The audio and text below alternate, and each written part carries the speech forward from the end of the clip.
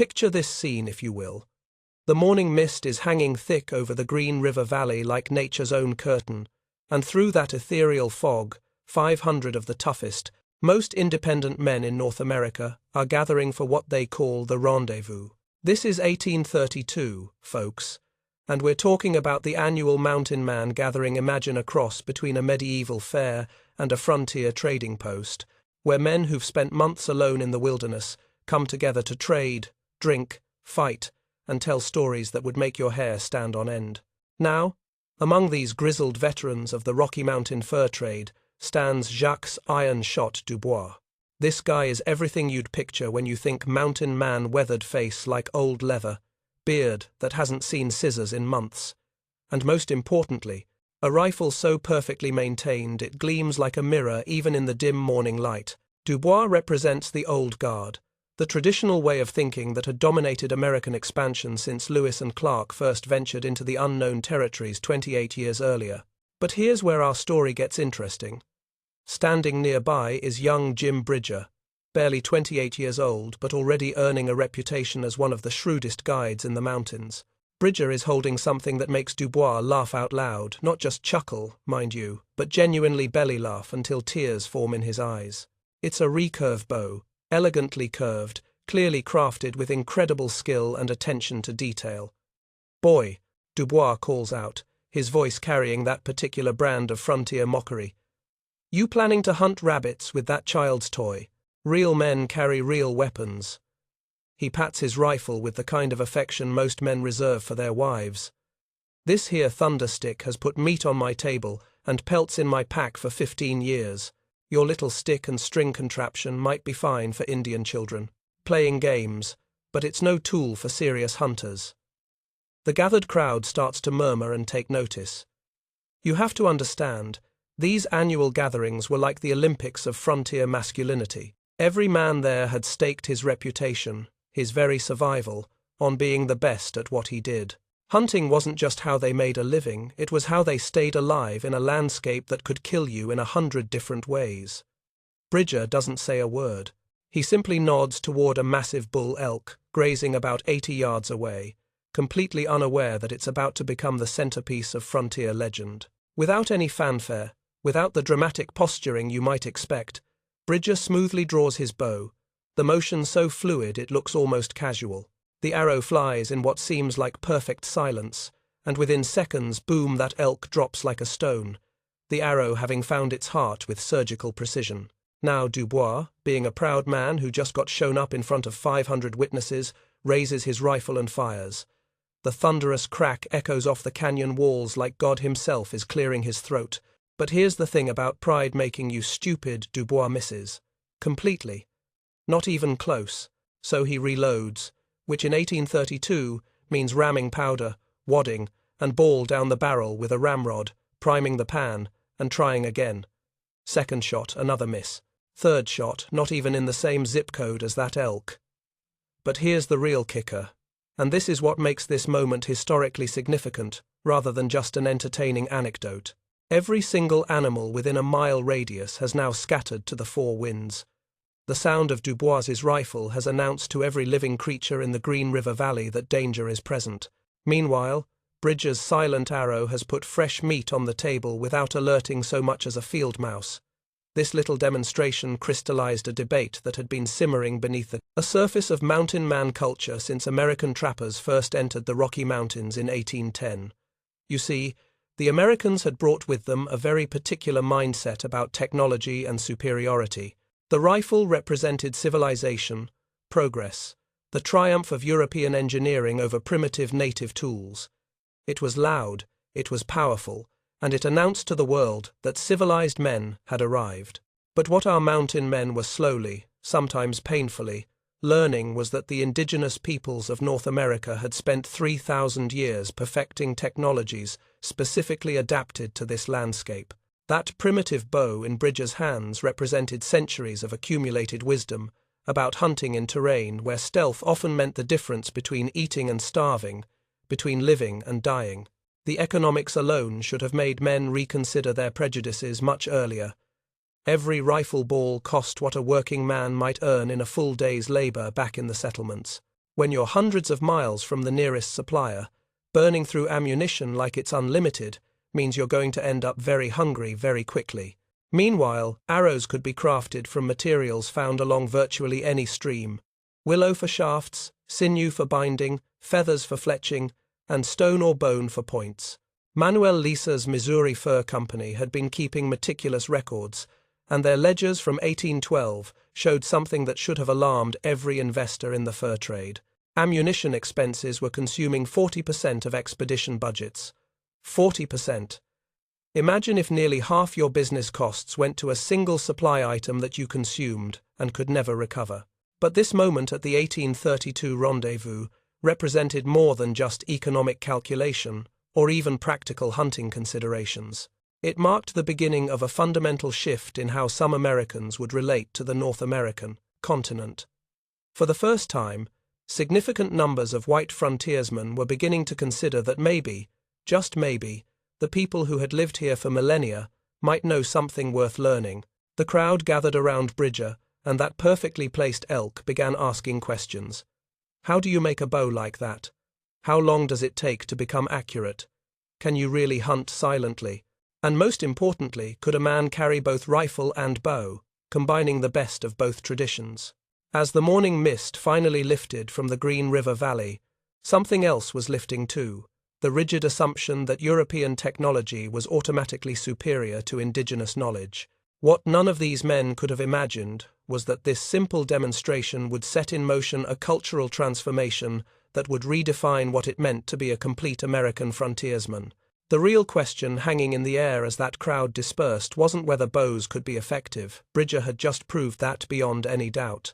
The question was whether proud men raised to believe in the superiority of their traditions could humble themselves enough to learn from those they had dismissed as primitive. And that question would determine who lived and who died in the unforgiving years ahead. Hugh Glass learned about the limitations of rifles in the most brutal way imaginable. Picture this scene from 1823. Glass is walking through what's now South Dakota when a grizzly sow with cubs explodes out of the brush like 800 pounds of pure fury. He gets off one shot, and then his rifle becomes nothing more than an expensive club as those massive claws start tearing him apart. Now, most of you have heard the legend of Hugh Glass and his incredible crawl to Fort Kiowa. But here's the part that usually gets left out of the Hollywood versions. During those weeks when he was more dead than alive, barely able to move, it wasn't just his incredible willpower that saved him. It was Arikara women who found him, nursed him back to health, and did something that would change the trajectory of his entire life. They taught him their ancient bow ways. But this wasn't just a quick lesson in point the sharp end at the animal. The Arikara women understood something that most white trappers couldn't even begin to comprehend. The bow wasn't just a hunting tool. It was a sacred instrument that connected the hunter to the spiritual world. They taught Glass the prayers that had to be spoken before hunting, the ceremonies that blessed each arrow, the deep spiritual connection between hunter and prey that made every shot an act of reverence rather than simple killing. When Glass finally limped into Fort Kiowa months later, he was carrying both his battered rifle and a beautifully crafted bow. The other trappers thought the ordeal had driven him mad. Here was a man who had literally crawled back from the dead, and he was talking about the spiritual power of arrows like some kind of mystic. But Glass had learned something that would keep him alive for decades to come. Survival meant embracing all knowledge, regardless of where it came from. This pattern of transformation through crisis was repeated across the Rocky Mountains as the fur trade intensified. Jedediah Smith's 1826 expedition to California provides another perfect example. Smith was leading 20 men across the Mojave Desert when their food ran out and the landscape turned into a furnace that could kill a man in hours.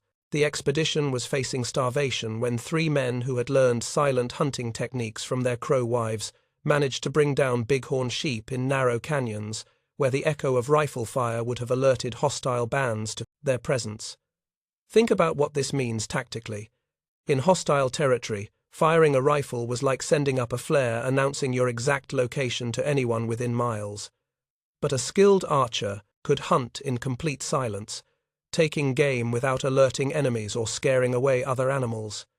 It was the difference between eating and starving, between living and dying. The cultural exchange happening at trading posts and winter camps went far deeper than anyone expected.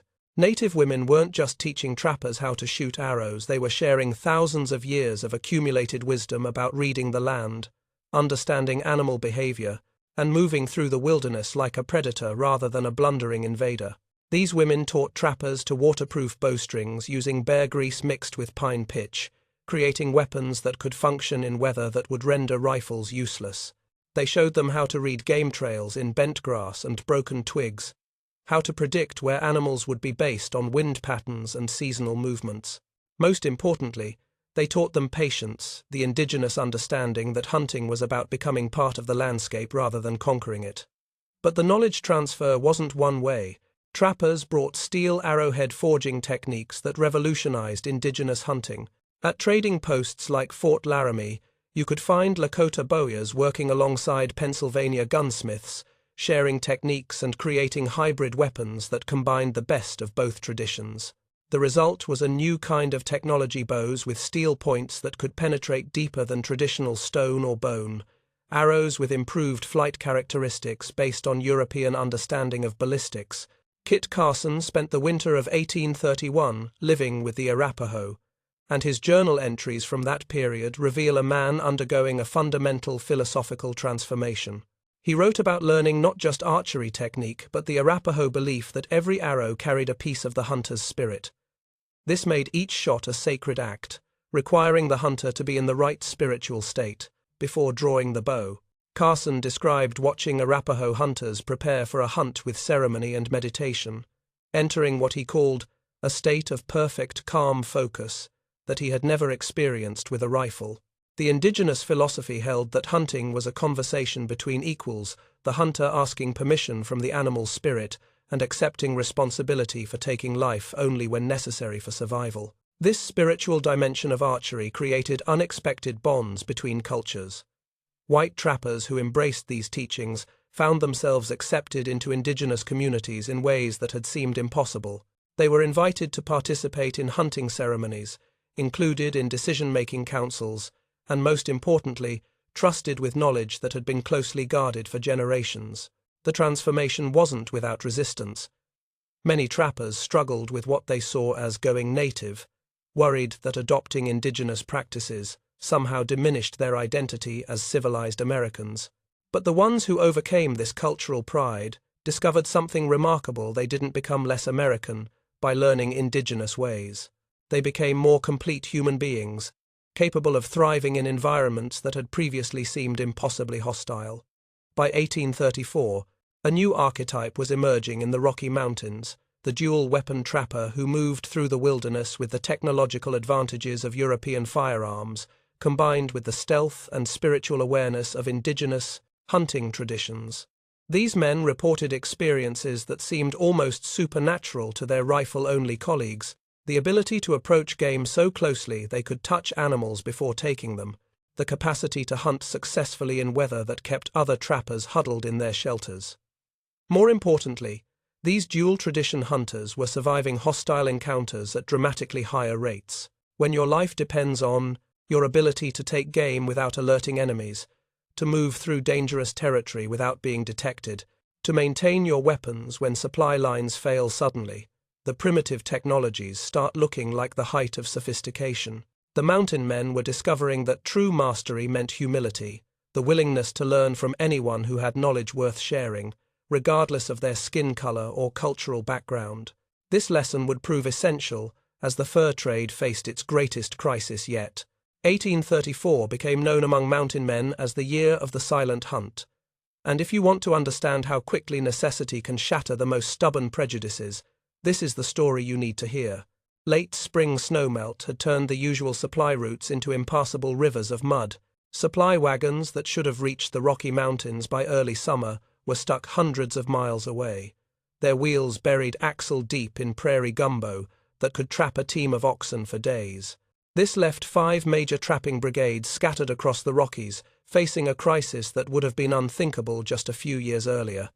They were completely cut off from ammunition resupply, with winter approaching, and their survival depending entirely on their ability to hunt.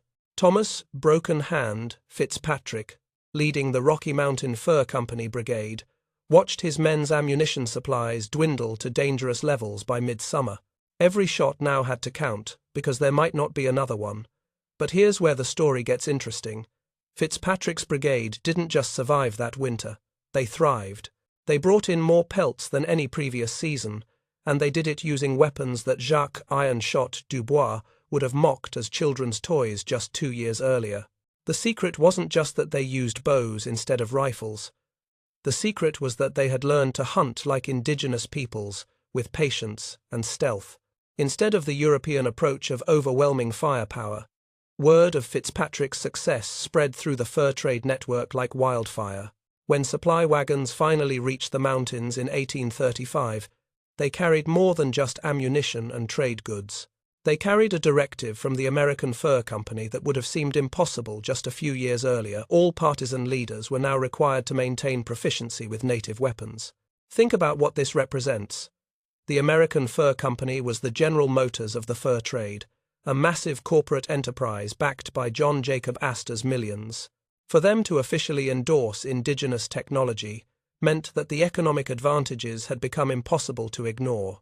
Corporate America was acknowledging that 3,000 years of Native American innovation might have something to teach European-descended businessmen. Jim Beckwourth, who had risen to the unprecedented position of war chief among the Crow while maintaining his status as an American trapper, became the architect of this transformation. He established training camps where indigenous instructors received trade goods for teaching archery to white trappers.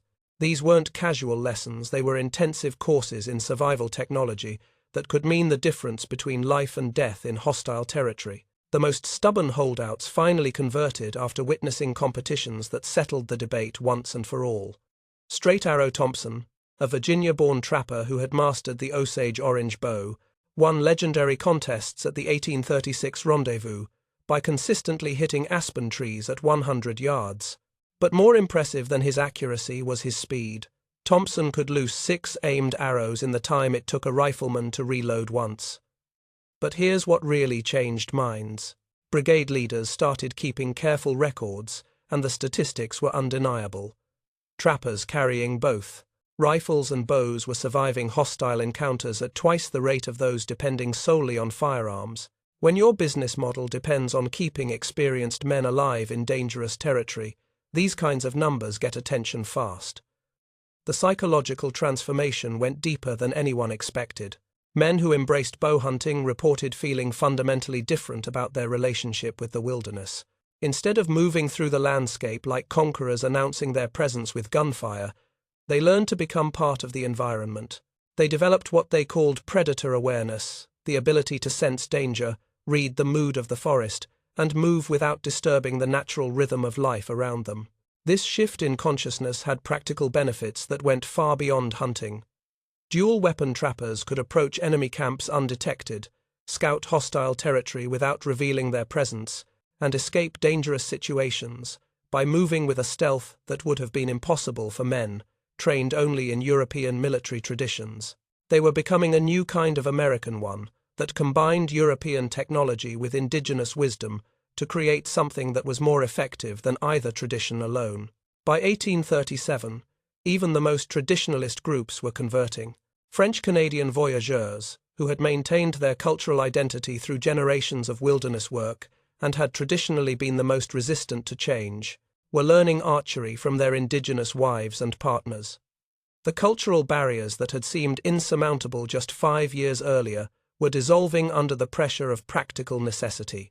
The transformation wasn't limited to hunting techniques. Men who learned indigenous archery also absorbed the philosophical approaches that made it effective. They learned patience, the ability to wait motionless for hours until the perfect shot presented itself. They learned humility, accepting that successful hunting required cooperation with natural forces rather than domination over them. Most importantly, they learned respect for their weapons, for their prey, and for the indigenous teachers who had shared knowledge that could have remained forever hidden. The annual rendezvous gatherings became showcases for this cultural fusion.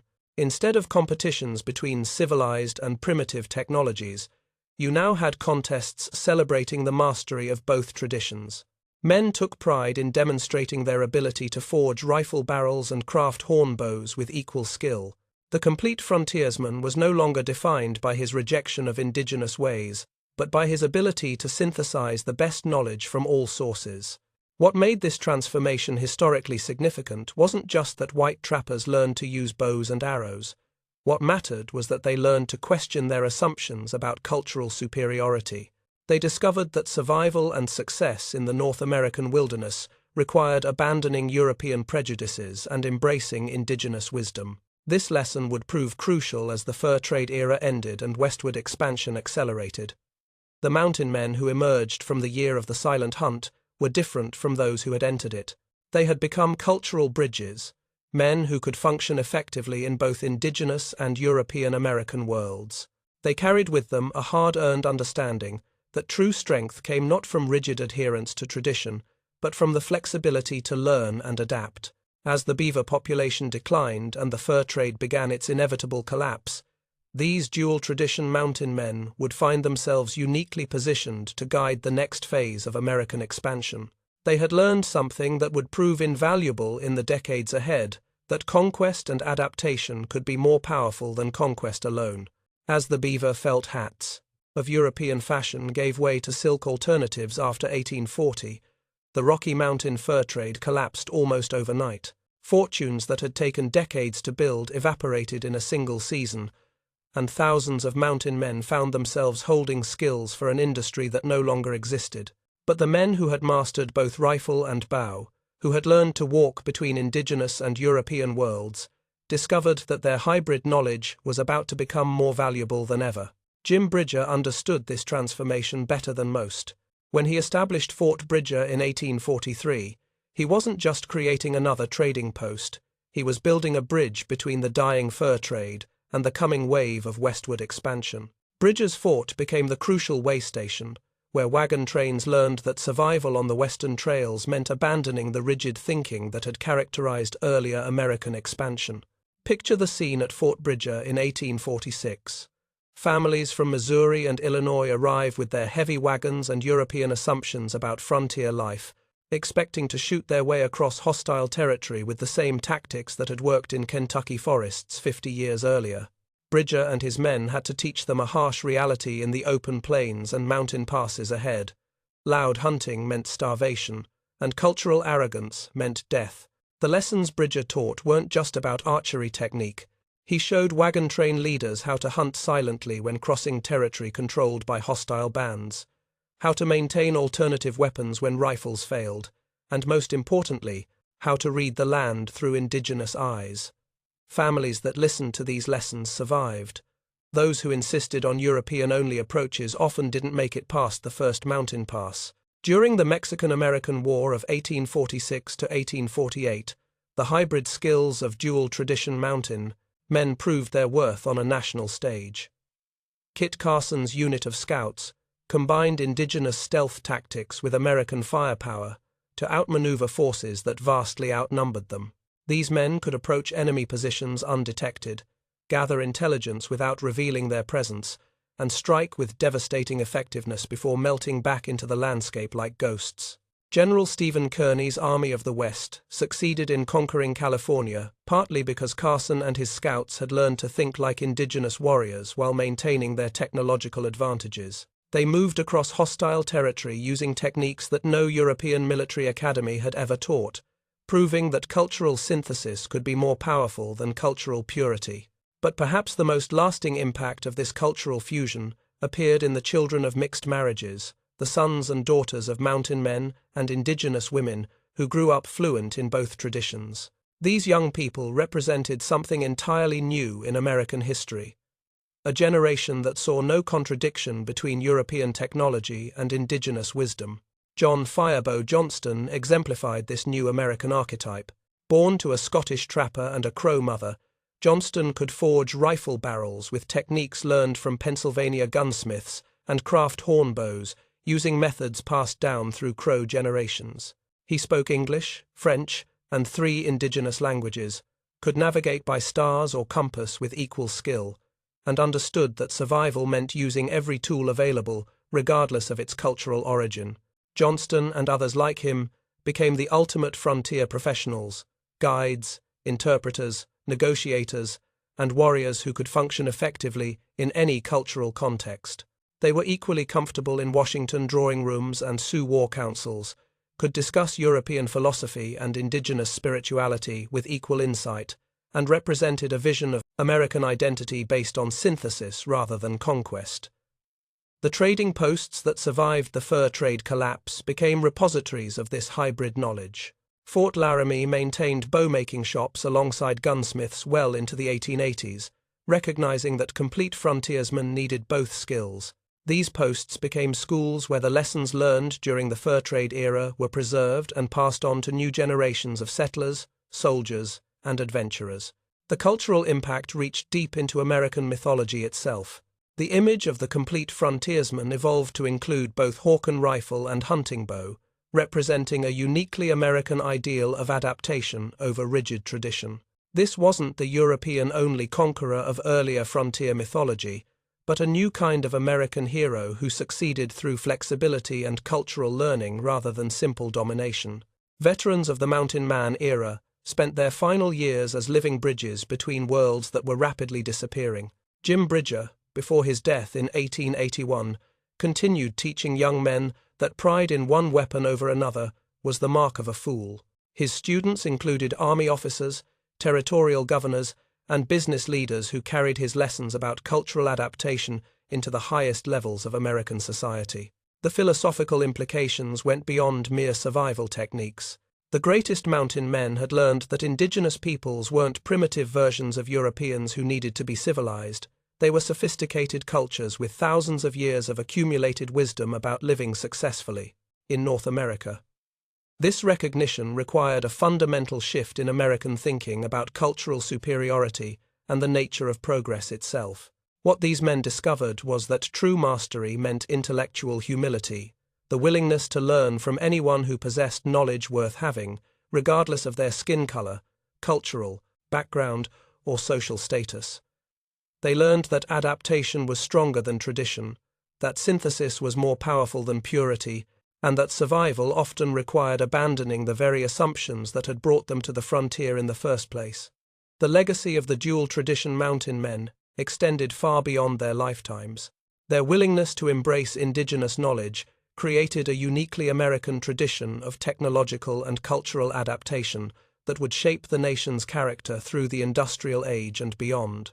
They proved that American strength came not from rigid adherence to European traditions, but from the ability to learn, adapt, and synthesize knowledge from all available sources. When we look back at the Mountain Man era today, it's easy to focus on the colorful personalities and dramatic adventures.